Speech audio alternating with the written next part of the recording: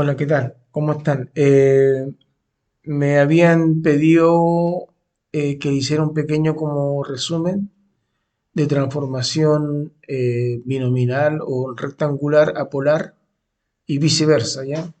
Eh, yo lo voy a hacer en forma casi ya de mecanización, porque la verdad es que como ya saben, ya funciones trigonométricas y las funciones y la ley de Pitágoras pueden entender de dónde viene lo que estamos haciendo, ¿de acuerdo? Entonces vamos a simplificar el proceso y vamos, ¿cómo se llama? A tratar de dejar más o menos como un proceso ya establecido para hacer la cosa más rápida y que no se queden trabados en el proceso, ¿ya? Durante el desarrollo. Perdón. Mire, esto porque es importante pasar de polar a rectangular, rectangular, polar, así más o menos rápido, porque el problema está con los circuitos mixtos, ¿ya? RLC. Entonces a veces tenemos que sumar o a veces tenemos que multiplicar o dividir, y ahí es más fácil hacer la operación, multiplicar y dividir en polar y sumar o restar en binominal o rectangular, ¿ya? Mire, aquí yo le explico que una de las dificultades en la resolución de circuitos mixtos RLC es tener que realizar constantes conversiones, rectangular a polar y de polar a rectangular durante el proceso, ¿ya? Para poder determinar la impedancia del circuito. Bueno, cuando nosotros tenemos una expresión 4, por ejemplo, 4 más J7, esta es una expresión rectangular o binominal, ¿ya? Y podemos representarla en el plano cartesiano, ¿ya? Nosotros llamamos Z porque este es imaginario y este es real, se habla de impedancia, ¿ya? Um, yo voy a... eh, es lo que hicimos cuando empezamos con señales alternas, que pasamos esta materia, ¿no es cierto? Y bueno, ponemos el 4 que es el real, acá, el 4. Ahí yo lo puse en el GeoGebra. Y el J7, ya que está acá, 7. ¿De acuerdo? Bueno, y nos queda un triángulo rectángulo con un ángulo tita, que es la elevación de este fasor, que en el triángulo de Pitágoras es la hipotenusa, ¿de acuerdo? Y nos quedan el cateto opuesto y el adyacente, ¿ya?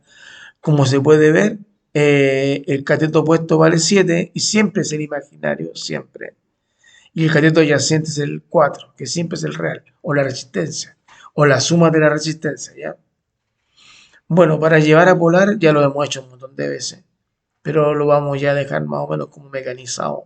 A mí no me gusta mucho la mecanización, me gusta que los alumnos desarrollen los problemas analizando, pero como ya hemos pasado el análisis, podemos ahora mecanizarlos con propiedad, ¿de acuerdo?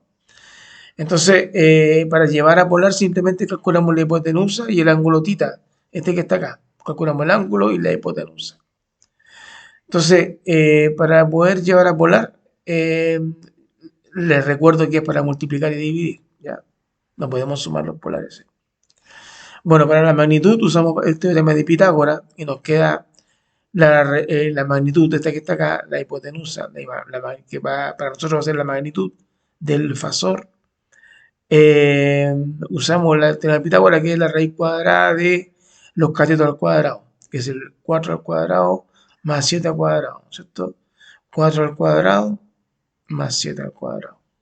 Y eso nos da 8,06. Y para el ángulo, yo personalmente uso la tangente, pero si a alguien le gusta el coseno o el seno, básicamente ya es un tema personal. Pero como tengo tanto los dos catetos, aprovecho el tiro de usar la tangente, ¿ya? Entonces, yo tengo que la tangente del ángulo es 7 partido por 4, cateto opuesto partido por cateto adyacente, despejo la tangente desde acá, la paso para acá y queda como tangente la menos 1 del cateto opuesto partido por el cateto adyacente, ¿ya? Y si yo hago tangente la menos 1 de 7 partido por 4 me da 60,25 grados, que está bien porque cada vez que el imaginario es más grande que el real, es más de 45. Si el imaginario es más chico que el real, es menos de 45.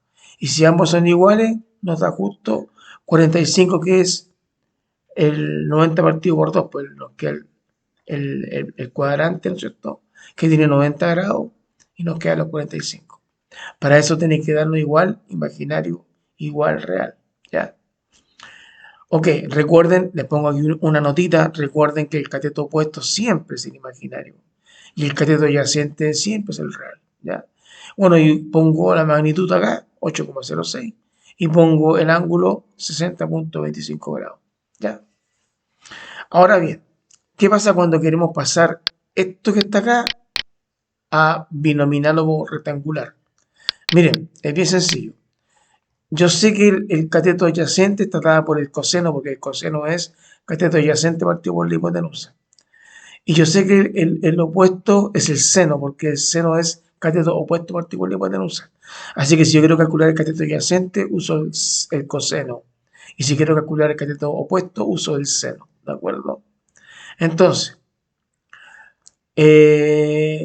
acá dice ahí. Ahora bien, si queremos pasar de polar a binominal o rectangular, simplemente usamos las funciones trigonométricas seno para el valor imaginario y coseno para el valor real. ¿Y cómo se calcula así? Real, como yo sé que el coseno del ángulo es el adyacente partido por la hipotenusa, despejo de la hipotenusa que está dividiendo, pasa multiplicando. Y me queda entonces que el real es 8,06, que es la magnitud, por el coseno del ángulo. Y eso me da 4.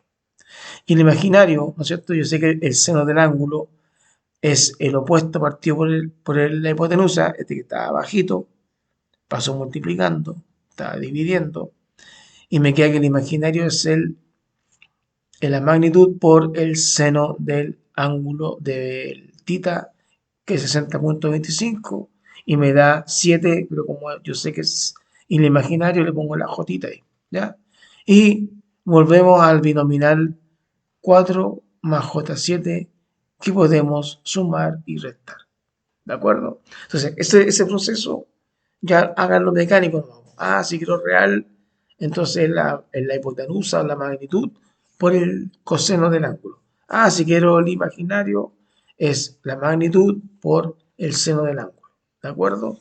Pero es importante que sepan dónde vienen las cosas, ¿ya? Siempre es importante.